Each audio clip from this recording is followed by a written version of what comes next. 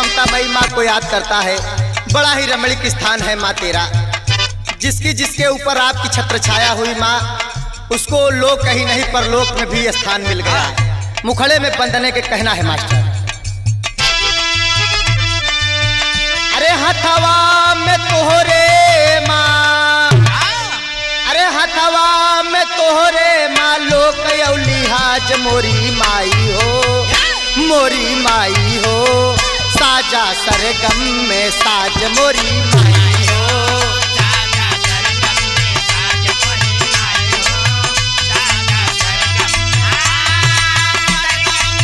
ओहो आवा माई भगवती, क्या बात है।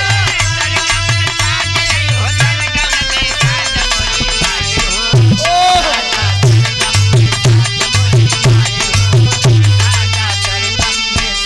हे माँ, आपके बिना ये बेटा उदास है माँ। बिना छत्र छाया के माँ आपके एक लाइन गाने की भी औकात मेरी नहीं है माँ। आ जाओ माँ। अंतरे में कहता है भक्त,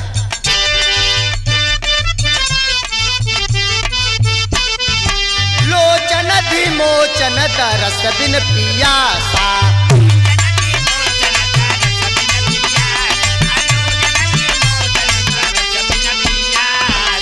अधर करा पास माई मन पद की आशा हो, मन पद की आशा।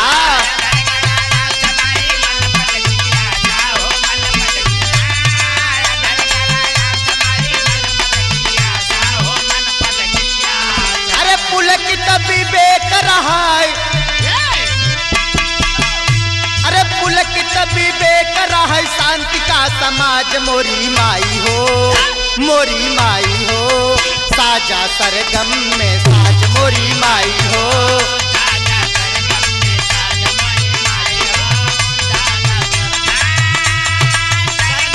ओहो यो रामदेव मास्टर, क्या बात है।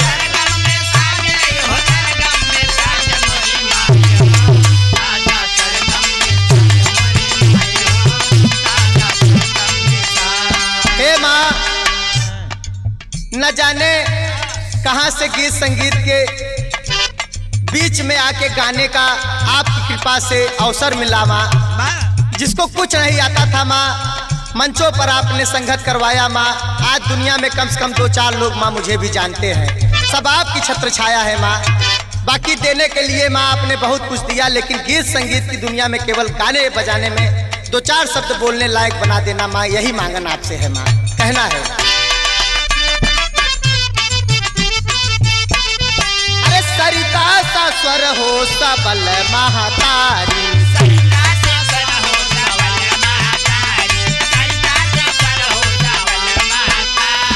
अरे जिभिया पे बैठ जा कविता संवारी हो, कविता संवारी।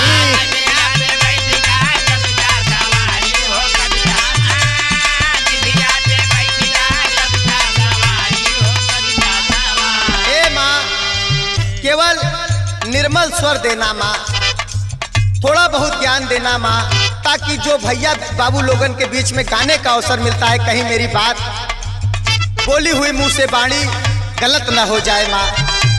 केवल ज्ञान देना माँ और शांति का समाज देना। कहना है,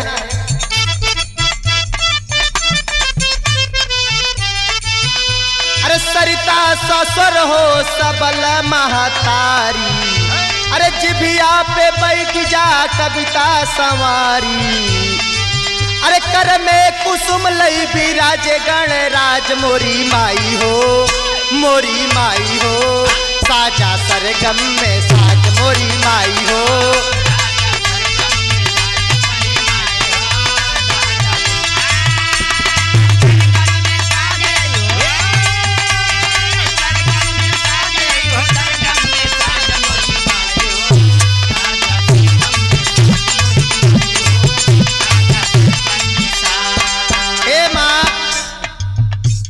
जब प्रलय होता है इस सृष्टि का, तो आप ही जाके ब्रह्मा को जगाती है आदि शक्ति के रूप में। तो ब्रह्मा जी के भी नाम से पहले आपका नाम है, एक शब्द का माँ आपका नाम है। दुनिया में चाहे जिधर भी देखो माँ की ही पूजा होती है। अगर माँ न होती तो हम न होते। लास्ट बंद में लड़कियों अपने खानदान के परिचय बताओ तो कौने वंश के ही फूल है और के कर माली है, के कर रक्षक है। कहना है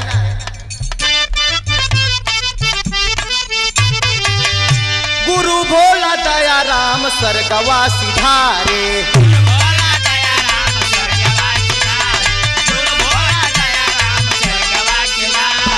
अरे बिरहा के बगिया लाल जी लहरी सजाए हो, लहरी सजाए।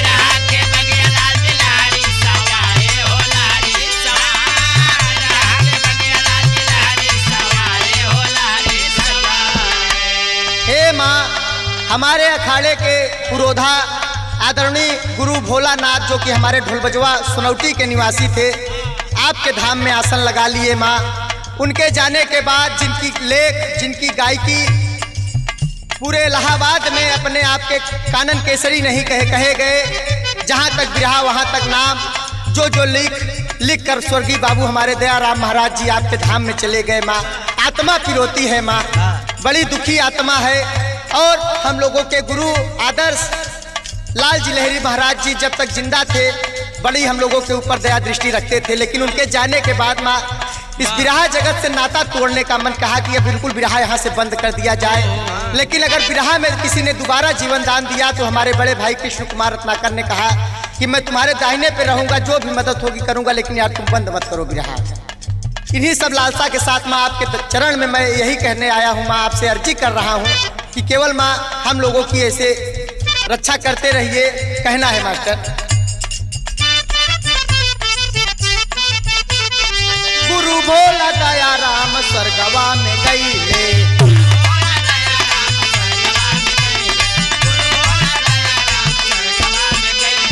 अरे बिरहा के बगिया लाल जी लहरी सजवले।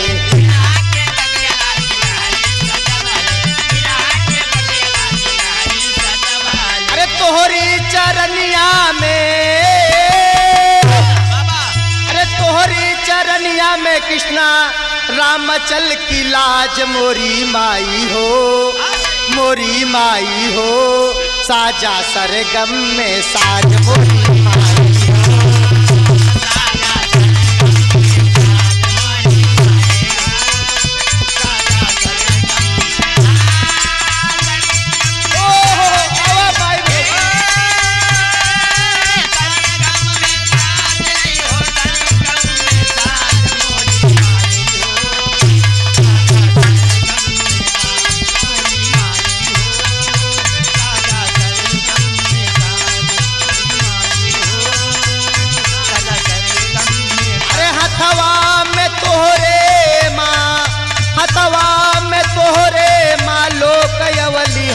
मोरी माई हो।